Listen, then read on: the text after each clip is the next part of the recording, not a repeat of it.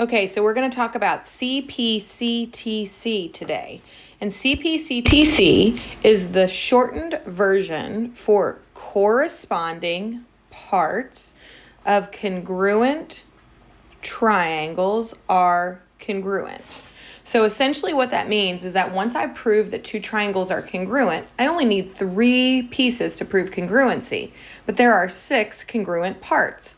So once I use those 3 pieces to prove congruency, I can use CPCTC to prove any other additional part of the triangle's congruent. So first, the very first thing that we have to do is we have to prove that the triangles are congruent. If we don't prove the triangles are congruent, you cannot use CPCTC. CPCTC does not prove that triangles are congruent, period. You cannot use this like side, HL, angle, side, angle, side, or side, side. This is not a way to prove triangles congruent. This is a bonus feature that once the triangles are congruent, you can use to prove additional parts. So once we've proven our triangles congruent, we use CPCTC as the second step to get any additional parts congruent. So if we use 3 sides to prove the triangles are congruent by side, side, we can use CPCTC to say that any of the angles are congruent. So let's check out an example. Okay, so on this one, the first thing that we notice is that we're not proving triangles congruent. See this here? We are actually proving that 2 segments are congruent. But in order to do that, we're going to have to first prove the triangles are congruent. So that's going to be our first goal here. When we notice that we're not proving that triangles are congruent, that's not our proven statement. So that's not what's listed right here.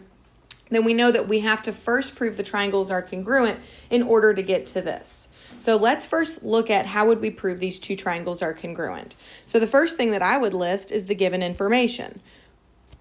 So the first piece is that AE and BD bisect each other, which means I'm going to end up with 4 congruent parts. So AE, right here, AE is bisecting BD. So that means that it divides BD into 2 congruent parts.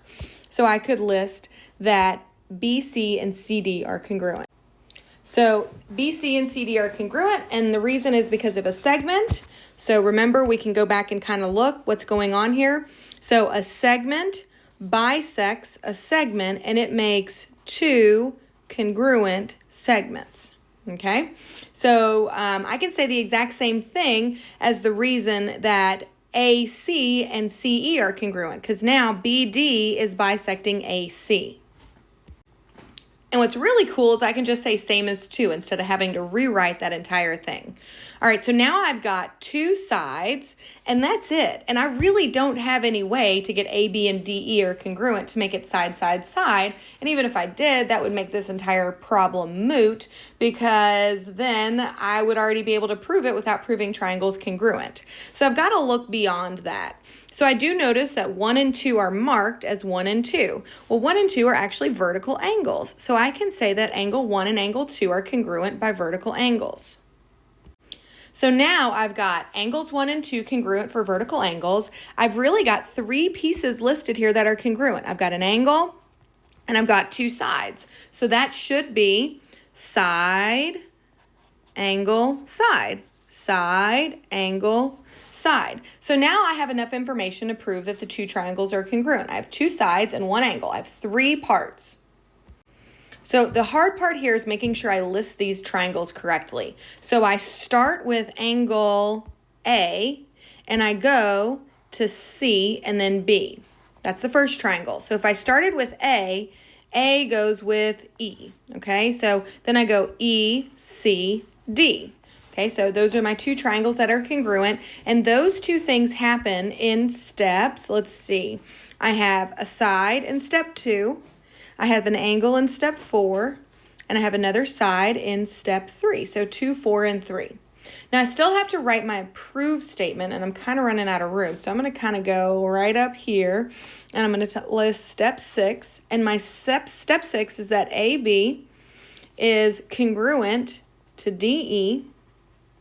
And my reason here is just CPCTC.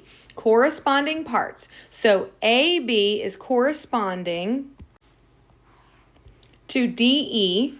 AB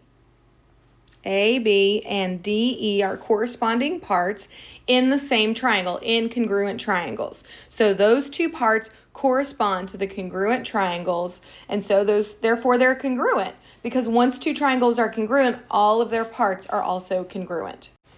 Okay, last thing is that Theorem 19 says that all radii in the same or congruent circles are congruent. So you know what a radius is. It starts at the center of a circle and it goes to the end of the circle. So this radius is going to be the same distance or same length as this radius.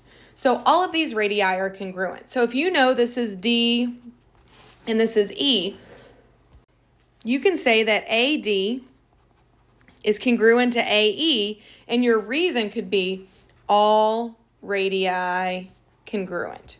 It could be that simple, okay? Now, there is a notation thing that we want to talk about here. Most books will say this piece of information as given information. They'll give you a little circle with a dot in the middle and say A. That means that A is the center of the circle. So circle A means that A is the center. Okay, this is a super useful theorem that'll come up a lot in the near future.